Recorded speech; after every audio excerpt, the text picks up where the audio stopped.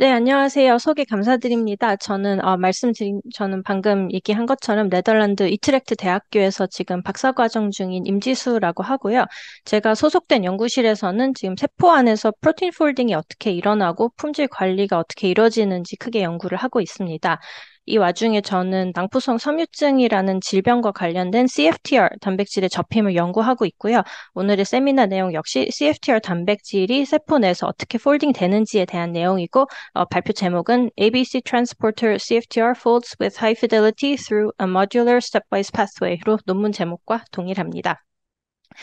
CFTR 프로틴에 대해서 이야기를 먼저 하려면 관련된 질병인 낭푸성 섬유증, cystic fibrosis부터 시작을 해야 되는데요.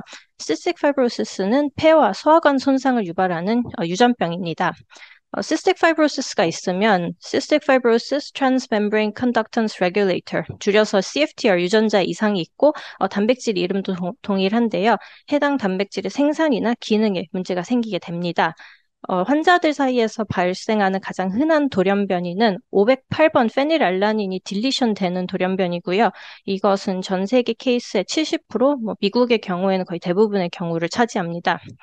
그리고 이 질병은 백인 사이에서 좀 더 흔하게 일어나는 질병이라고 알려져 있고, 상대적으로 다른 인종에서는 덜 나타나는 것으로 알고 있습니다. 그래서 오른쪽에 보시면 이제 CFTR 단백질의 전체 구조가 있고, 여기 제가 F508 딜리션의 위치를 간단하게 표시를 했는데요. CFTR은 크기가 굉장히 크고 아미노산 서열이 1480개나 되는 굉장히 큰 단백질입니다. 근데 거기서 딜리션 하나가 일어나는 게 어떻게 이렇게 좀 큰 문제를 일으킬 수 있는지 궁금해 하실 분들도 많을 것 같은데요. 저도 이게 궁금해서 연구를 시작하게 된 것도 있습니다. 그래서 우선 CFTR 단백질 구조를 조금 더 자세히 들여다보면은 CFTR은 ABC 트랜스포터 슈퍼패밀리의 멤버이고요. 하나의 폴리펩타이드 체인에 두 개의 트랜스멤브레인 도메인 이렇게 색깔로 구조랑 일치하게 표시를 해놓았습니다. 그래서 트랜스멤브레인 도메인, 두 개의 뉴클리오타이드 바인딩 도메인, 그리고 여기에 추가로 조절에 관여하는 R 리전이 있습니다. 그래서 좀 더 자세히 들여다보면 각 트랜스멤브레인 도메인은 이렇게 N 터미널이 이렇게 도메인을 감싸는 것처럼 보이고 트랜스멤브레인 도메인 하나당 알파 힐릭스가 6개씩 이렇게 복잡하게 인터위빙이 되어 있습니다. 그래서 이 6개의 힐릭스는 3개의 엑스트라셀룰러 룹하고 이제 2개의 인트라셀룰러 룹을 형성을 하고 있는데요. 하나의 트랜스멤브레인 도메인에서 각각 인트라셀룰러 루프 하나씩이 이렇게 뻗어 나와서 뉴클리오타이드 도메인에 닿아 있어서 이렇게 교차적으로 꼬이는 현상까지 있어가지고 단백질이 꽤 복잡한 편에 속한다고 볼 수 있습니다. 그래서 이 단백질이 이제 어떻게 접히는지에 대해서 기존에 알려진 것들에 대해서 간단하게 말씀을 드리면 우선 크게 보았을 때는 이제 트랜슬레이션을 하는 도중 코트랜슬레이셔널 폴딩이 일어나고 여기서는 이제 각각의 도메인이 개별적으로 폴딩을 먼저 좀 합니다. 그리고 나중에 트랜슬레이션이 끝난 뒤 포스트 트랜슬레이셔널 스테이지에서는 이제 나머지 폴딩 도메인들이 이제 서로 조립을 하면서 이제 완전 네이티브 스테이트를 이제 이루게 되는데요.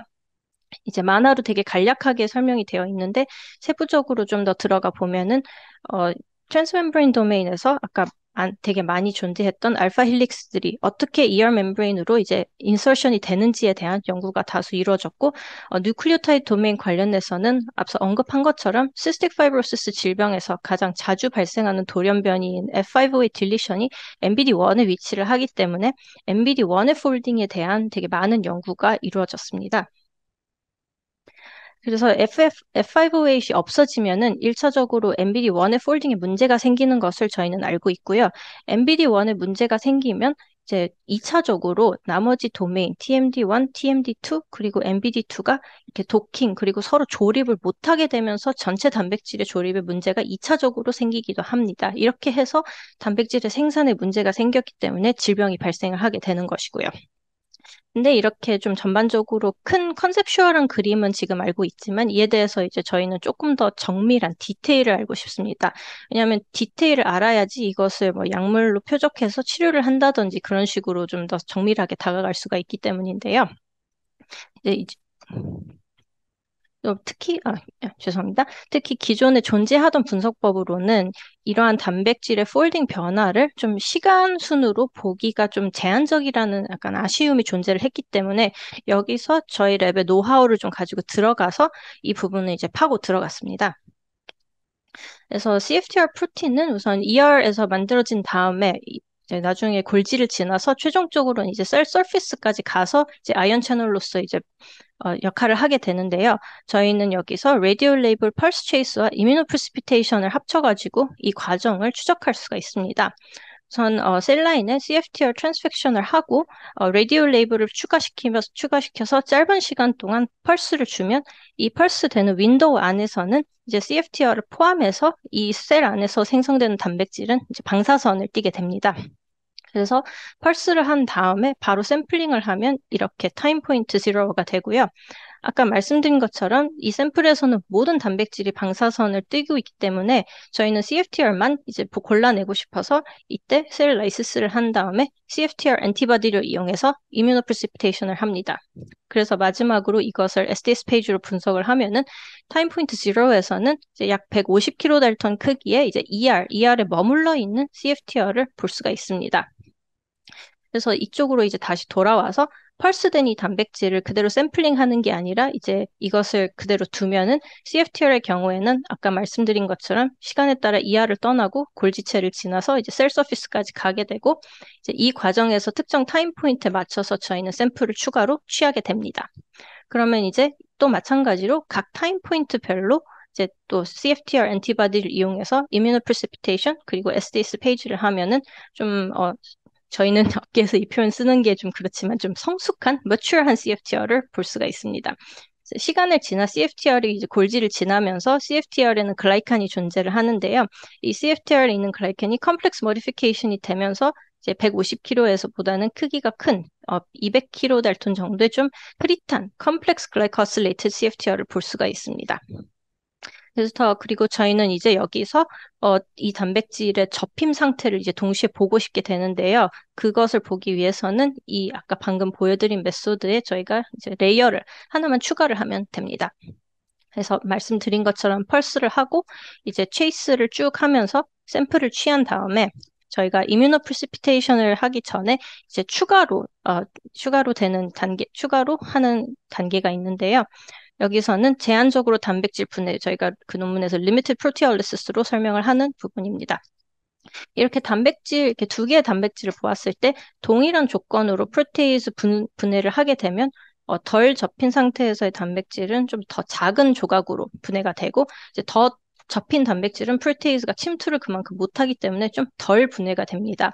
그래서 이 분해가 된 각각의 단백질 조각들을 또 CFTR의 특정 도메인에 대한 항체를 이용해서 이뮤노 프리시피테이션을 하게 되면 이렇게 각 도메인에 대한 특정 펩타이드를 얻게 되고 또 이 각 도메인에 대한 특정 펩타이드를 시간 순으로 저희는 이렇게 볼 수가 있게 됩니다. 그래서 이렇게 아래와 같이 좀 복잡한 젤들을 이렇게 많이 얻을 수가 있게 되는 거고요. 이 부분에 대해서는 바로 설명에 들어가도록 하겠습니다. 그래서 이 펩타이드들의 지금 보시면은 이 펩타이드들이 뭔지 알 수가 없기 때문에 여기서 저희는 펩타이드의 시퀀스를 분석을 해서 시간에 따른 이제 세포 안에서의 CFTR 접힘 경로를 이제 역추적하려고 하는 게 이제 논문의 주 내용입니다. 그래서 가장 먼저 TMD1, TMD2, MBD2를 보면은 이제 위쪽 왼쪽 TMD1에서 보시면은 제로 타임 포인트에서 상대적으로 크기가 작은 밴드 3개를 볼 수가 있습니다. 저희는 이것을 T1 그냥 A, B, C 순서대로 이제 이름을 정했고요. 시간이 이렇게 흐름과 함께 T1 A, B, C의 이제 인텐시티가 좀 줄어들면서 상대적으로 크기가 큰 T1 DEF라는 이제 새로운 밴드가 등장하는 것을 볼 수가 있습니다. 아까 설명한 프로테이스에 대한 저항성이 생기면서 점점 큰 조각들이 이게 생겨나는 것이죠. 그리고 T1 ABC가 줄어들면서 T1 DEF가 생겨나기 때문에 이것은 precursor relationship에 있구나라고 또한 결론을 내렸습니다. TMD2의 경우에는 제로 타임 포인트에서는 이제 초기 밴드인 저희가 초기 밴드로 명명하는 T2A와 T2B를 볼 수 있고 시간이 흐르면 마찬가지로 T2A와 T2B의 인텐시티는 좀 줄어들면서 이제 T2C라는 크기가 더 큰 프로테이스 레시스턴스가 더 큰 밴드가 나타나는 것을 또 볼 수가 있습니다. 마지막으로 MBD2의 경우에는 이제 밴드 하나가 보이고요. 이 밴드는 역시 초기에는 인텐시티가 좀 낮다가 나중에 시간이 흐를수록 더 진해지는 것을 볼 수 있고 이것으로 MBD2 역시 시간이 지날수록 프로티에이즈에 대한 저항성이 높아진다는 것을 볼 수가 있습니다.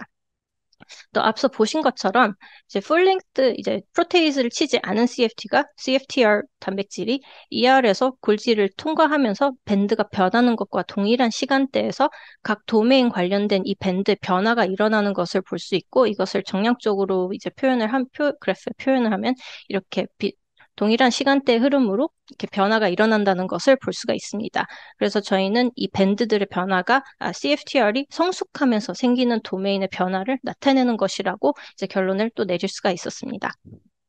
마지막으로 남은 MBD1 같은 경우에는 MBD1은 좀 다른 양상이 나타나는데요.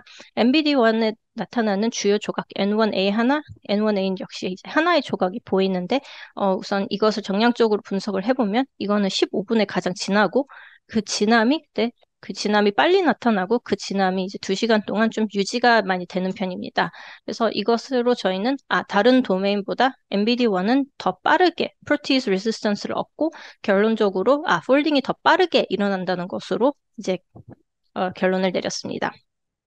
하지만 앞서 언급을 한 것처럼 이 밴드가 의미하는 펩타이드의 시퀀스를 알 수가 없다면은 지금 이 상태에서는 프로테이즈 레지스턴스가 더 생겨났구나, 접힘이 일어났구나, 이 선에서 멈추기 때문에 정확히 어떤 변화가 일어난 것인지에 대해서 이제 저희는 알고 싶어가지고 저희는 해당 펩타이드들을 이제 차곡차곡 아이디를 하기 시작했습니다.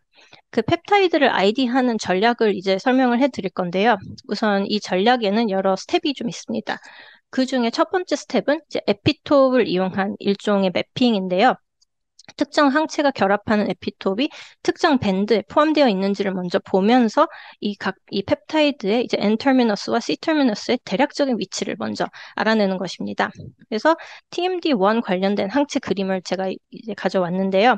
TMD1의 이제 상당히 N-terminus 끝을 알아보는 항체 MM13-4 그리고 첫 extracellular loop를 알아보는 E122 TMD1의 좀 C-terminus 쪽을 알아보는 TMD1C, 그리고 넘어가 MBD1의 이제 N-terminus 쪽을 알아보는 3G11 항체가 있습니다. 그래서 여기 이제 젤 그림으로 넘어가 보시면은 이제 MM13-4로 이제 이뮤노 프레시피테이션 되는 밴드를 보면은 여기에 이제 T1F가 이뮤노 프레시피테이션 되는 것이 보이고 또 T1E가 되는 것도 보일 수가 있습니다. 하지만 대조적으로 하지만 MM13-4에서는 이 T1D가 이뮤노프레시피테이션이 되지는 않습니다. 근데 이와 대조적으로 E122를 보시면은 T1F, E 그리고 T1D까지 IP가 되는 것을 이제 보실 수가 있는데요. 그래서 이제 T1D에 대해서 이제 말씀을 드리자면은 그러면 T1D의 N-terminus는 여기보다는 좀 더 다운스트림, 그런데 여기보다는 좀 업스트림쯤에 있겠다는 것을 이제 저희가 알 수 있었습니다. 그리고 T1F 같은 경우에는 가장 N-terminus에 있는 항체까지도 이제 항체를 이용해서도 IP가 되었기 때문에 T1F의 N-terminus는 여기 이 N-terminus 정말 끝쪽에 어딘가 있겠다는 것을 또 이렇게 알 수가 있었습니다. 그래서 이렇게 대략적인 위치를 알아낸 다음에 이제 또 이제 이 워크플로우의 두 번째 단계로 넘어갔는데요. 이제 T1F의 N 말단의 대략적인 위치를 이제 알아냈고 그 위치에 더 세부적으로 다가가기 위해서 저희는 이제 트렁케이션 뮤턴트를 사용을 했습니다. 그래서 이제 M 말단을 이제 조금씩 잘라낸 다음에 그 똑같은 워크플로우로 분석을 해보니까 이 T1F 펩타이드가 이제 조금씩 내려가는 것을 볼 수가 있습니다. 그래서 이렇게 보면서 어느 순간부터인가 없어지기도 했는데요. 내려가는 이 시점에 저희는 이제 좀 더 자세히 들어가서 아까와 같이 똑같은 워크플로우를 돌려보니까 첫 아미노산을 잘라냈을 때부터 이미 T1F의 모빌리티에는 이제 작지만 분명한 모빌리티 변화가 생기는 것을 저희는 볼 수가 있었고, T1F의 경우에는 CFTR의 첫 아미노산부터 시작한다는 것을 저희는 결론을 내릴 수가 있었습니다.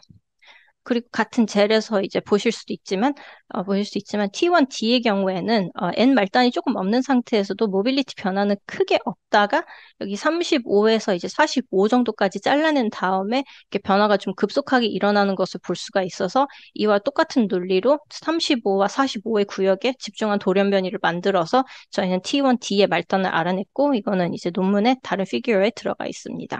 네, 이런 논리를 이용해서 이제 저희는 이제 앞서 보여드린 그 여러 젤의 그런 프래그먼트들에 대한 펩타이드 시퀀스를 알아낼 수가 있고요.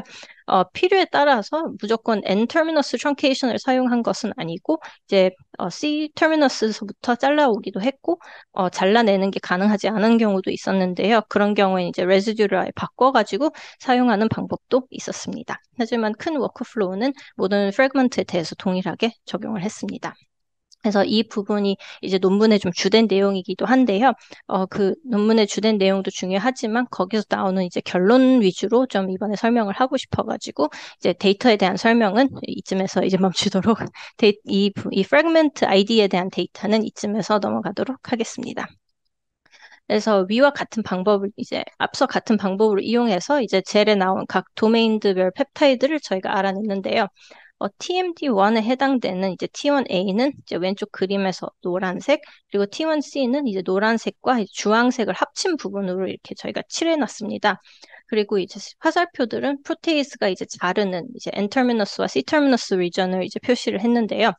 프로테이스가 자르는 부분을 보면 이제 여기 CFTR의 N-terminus, 그리고 이제 쭉 뻗어나온 룹, 그리고 TMD1하고 MBD1을 사이를 연결하는 이제 링커 부분이 잘리는 것을 볼 수가 있습니다.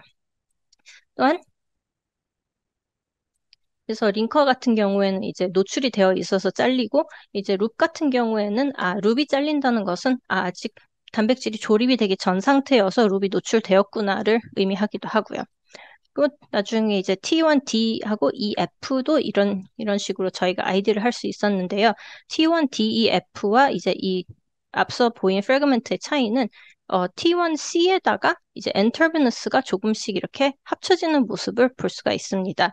그래서 수가 있습니다. 그리고 이제 에세이를 보시면 이제 이 T1DEF는 시간적으로 나중에 등장을 하기 때문에 접히는 동안에 CFTR의 TMD1에서는 엠말단하고 이런 루프들이 이렇게 보호가 된다는 것을 이제 저희는 알 수가 있었습니다.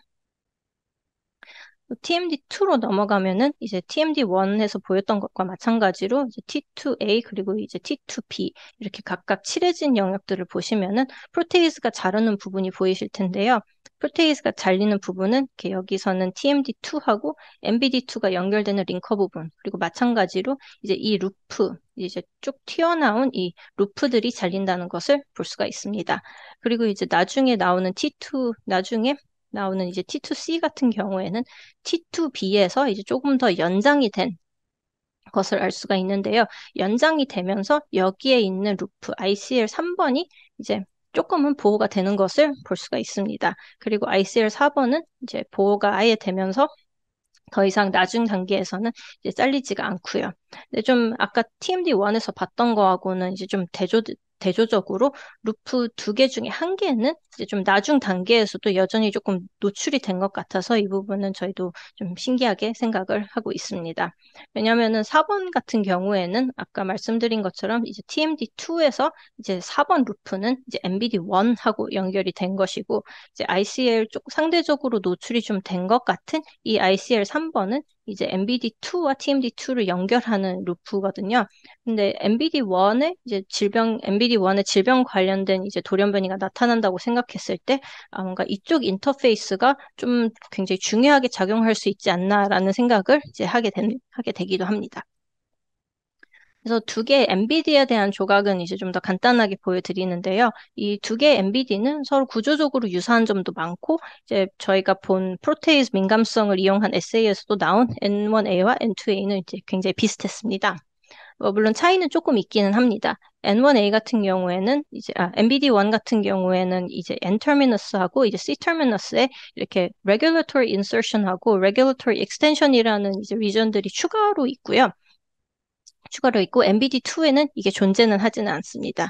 하지만 N1A와 N2A의 이제 그 바운더리를 보면은 이제 N1A 역시 MBD1에서 N-terminus와 C-terminus가 좀 잘려나간 양상을 보이고 N2A의 경우에도 이제 N-terminus와 C-terminus가 이제 잘린 양상이 보인다는 것을 알 수가 있습니다.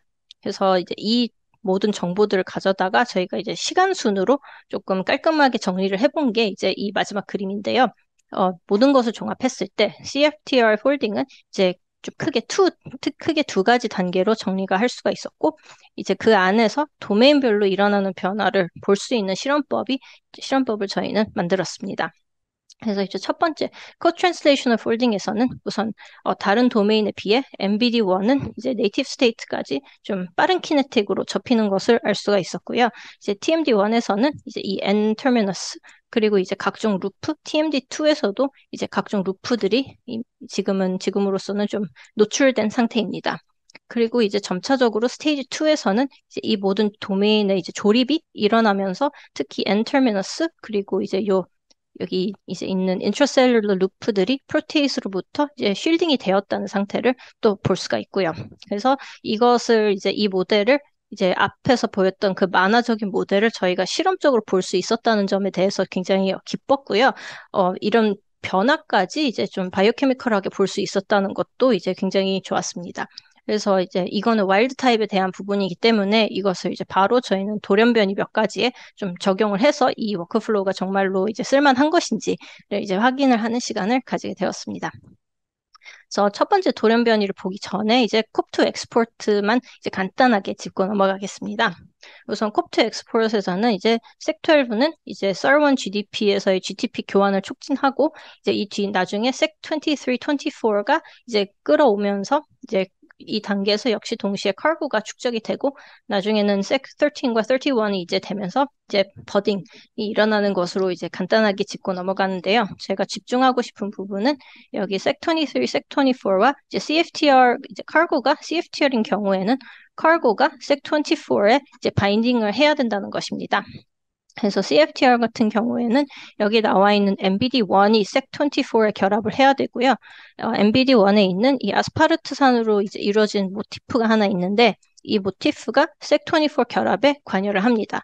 그리고 여기에 돌연변이가 생길 경우에 CFTR에 이제 ER 밖으로의 운송에 문제가 생기는 것이 예전에 발표가 되었는데요. 이제 저희가 이것을 보았을 때 이 현상에 대해서 궁금한 것이 좀 생겼습니다. 그래서 이게 돌연변이의 어떤 직접적인 결과로 NVIDIA 폴딩에는 큰 변화가 없는데 단지 색24의 결합에 문제가 생긴 것인지 아니면 혹시라도 그 전 단계에서 NVIDIA1 폴딩에 어떠한 변화가 생겨서 그 다운스트림 이펙트로 이제 그런 ER 엑스포트에 문제가 생긴 것이 아닌지 궁금해져서 이것을 실험적으로 이제 확인을 해봤습니다. 그래서 이제 그 앞서 저희가 디벨롭한 워크플로우를 이용해서 이제 여기서는 시간 관계상 이제 와일드 타입 그리고 이제 가장 심한 이제 그 아스파르트산 모티프 돌연변이를 중심적으로 설명을 해드리겠습니다. 그래서 와일드 타입을 보면은 이제 제로 아워에서 이제 0시간에서 이제 CFTR은 아직 ER에 머물러 있고 아까 말씀드렸던 이제 좀 빨리 나오는 크기가 더 작은 T1ABC, N1A, T2AB 그리고 이제 거의 보이지 않는 이제 N2A가 이제 있습니다. 그리고 이게 2시간으로 이제 넘어가면은 CFTR은 이제 컴플렉스 글라이코실레이션이 진행이 되어서 이제 G형이 많아졌고 네, T1DF 크기가 이제 더 접힘이 이루어졌고, 이제 이런 N-terminus와 ICL의 보호가 일어난 것을 보여주는 T1DEF, 그리고 T2C, 그리고 이제 MBD2의 폴딩이 진행되었다는 이제 N2A로 변한 것을 확인할 수가 있었습니다. 그리고 가장 많이 변경된 DXD 뮤턴트를 보시면은 제로 아워에서는 지금까지는 비슷해 보입니다. CFTR은 ER형이 있고 뭐 TMD1, TMD2 관련된 이제 그런 조각들이 보이는데요. MBD1에서 여기서 이제 나와야 할 N1A 프래그먼트가 이제 벌써 0시간 타임 포인트에서부터 보이지가 않습니다. 그리고 2시간이 지난 경우 CFTR은 컴플렉스 글라이코실레이션이 이제 진행이 여전히 되지 않았고 그런 N-terminus와 뭐 ICL의 그 보호가 이루어졌다는 그런 좀 크기가 큰 T1DEF, T2C, MBD2의 접힘을 의미하는 N2A 프래그먼트가 보이지가 않습니다.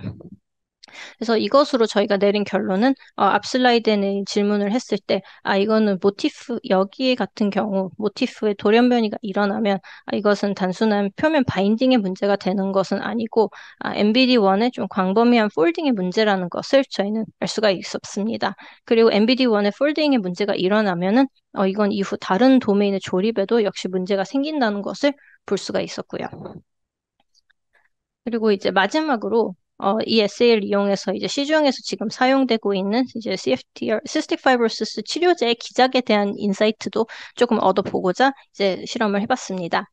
우선 cystic fibrosis 치료제에 대해서 간단하게 말씀을 드리면 corrector, potentiator 두 종류가 있습니다. corrector의 경우에는 이제 잘못된 접힘을 고쳐가지고 이제 잘못 고침으로써 세포 품질 관리를 통과하는 CFTR의 개수를 늘려줄 수 있는 약물이고 potentiator는 cell surface에 도착한 CFTR가 이제 기능을 제대로 할 수 있게끔 돕는 물질로 이제 목적이 좀 다릅니다. 그래서 여기서 저희는 이제 corrector compound에 이제 집중을 했는데요. 최근 약물을 결합한 이제 CFTR 구조가 나와가지고 여기서 이제 보여드립니다. 여기, 여기 두 부분, Vertex 809 그리고 Vertex 445라는 약물 두 개가 있는데요. 두 개 다 CFTR 몰레큘의 트랜스멤브레인 도메인 쪽에 바인딩 하는 것을 알 수가 있습니다. 그리고 이제 다시 F5A 텔은 여기에 이제 표기를 해놨고요. 그래서 와일드 타입을 보시면은 여기 제로 시간에서는 이제 CFTR은 ER에 머물러 있고 아직 단백질이 덜 접혔다는 것을 보여주는 T1A, BC, N1A, T2B가 이렇게 보입니다. 그리고 2시간 정도가 지나면 이제 접힘이 어느 정도 완성이 된 상태에서 컴플렉스 글라이코실레이션이 일어난 CFTR을 볼 수가 있고 우리의 이제 접힘 프래그먼트 T1DEF, T2C 그리고 N2A가 보입니다. 이제 F508이 이제 없어진 상황에서는 이제 제로 아워서부터 이제 바로 MBD1에 필요한 N1A 프래그먼트가 바로 없다는 것을 알 수가 있습니다. 그리고 2시간이 지나서도 CFTR은 이제 컴플렉스 글라이코실레이션이 이제 진행되지 않았고 이제 추가로 접혀진 것을 보여지는 T1DEF, T2C, N2A가 이제 더 이상 보이지가 않고요. 그래서 아까 앞서 처음 설명해 드렸던 모델하고도 이제 동일한 결과를 보여주고 있습니다. 그리고 정말 신기하게도 이제 이 코렉터 컴파운드 두 개를 이제 추가한 조건에서 이제 2시간이 지난 이제 F508 딜리션 뮤턴트를 보면은요, CFTR이 이제 골지 컴플렉스 글라이코실레이션이 일어난 게 회복이 됐다는 것을 볼 수가 있습니다. 그리고 T1DEF 그리고 T2C, N2A도 이제 다시 생겼고요. 즉 이제 이 N-terminus의 보호와 이런 이제 루프의 보호가 이제 다시금 복귀가 되었다는 것을 보입니다. 하지만 여전히 MBD1 관련된 N1A 프래그먼트는 보이지가 않는데요. 이것으로 이제 MBD1 자체의 결함이 해결이 된 것은 아니지만 도메인 간의 그러니까 도메인 간의 조립은 그래도 약물적으로 해결이 된 것을 확인할 수가 있었습니다. 그리고 이것은 저희가 생화학적으로 아마 보이는 거의 첫 번째 데이터 사례가 된 것 같아가지고 그게 좀 뜻깊기도 했었습니다. 그래서 이제 간단하게 이제 발표의 테이크홈 메시지를 말씀드리면은 저희가 이제 개발한 워크플로우를 이용해가지고 세포 내에서 동적으로 시간순으로 한 단백질의 접힘 경로를 알아낼 수 있다는 것이고 이 워크플로우를 사용했을 때 CFTR 같은 경우에는 이 접힘의 변화가 이제 어느 포인트에서 일어나는지를 볼 수가 있습니다. 그래서 지금은 CFTR에 대해서 보여드렸지만 이것을 어떤 다른 프로틴 오브 인트레스트에 이제 적용이 가능하다는 것도 이제 말씀을 드리고 싶고요. 이제 CFTR로 다시 또 이제 좀 돌아가면은 이제 CFTR이 이제 두 단계로 이제 접히고 어떠한 스테이지에서의 좀 구체적인 변화가 일어나는지에 대해서 조금은 더 인사이트를 얻었다는 점에 대해서 의미가 있고 각종 돌연변이 그리고 약물의 처리로 접힘이 어떻게 변하는지를 볼 수 있다는 점도 마지막으로 한번 다시 언급을 하고 싶습니다. 그래서 이 부분에 대해서는 그리고 이 연구는 제가 결코 혼자를 한 거 아니고 이제 여기서 자리를 빌려 저희 지도 교수님 피터하고 이네키에게 이제 정말 감사하다는 말씀을 이제 전하고 싶고요. 발표가 한글이라 이번에 참석하시진 못했지만 그래도 아침부터 응원 메시지를 보내주셔서 아주 힘이 납니다. 그리고 이제 이 연구를 이제 좀 잘 마무리 지을 수 있게끔 도와준 정말 많은 선배님들 그리고 많은 후배님들 그리고 이제 콜라보레이터님들과 이제 우리 펀더들에게도 감사의 인사를 한번 전하고 마지막으로 발표를 들어주신 이제 청취자분들께도 이제 감사하다는 말씀 전하고 싶습니다. 감사합니다.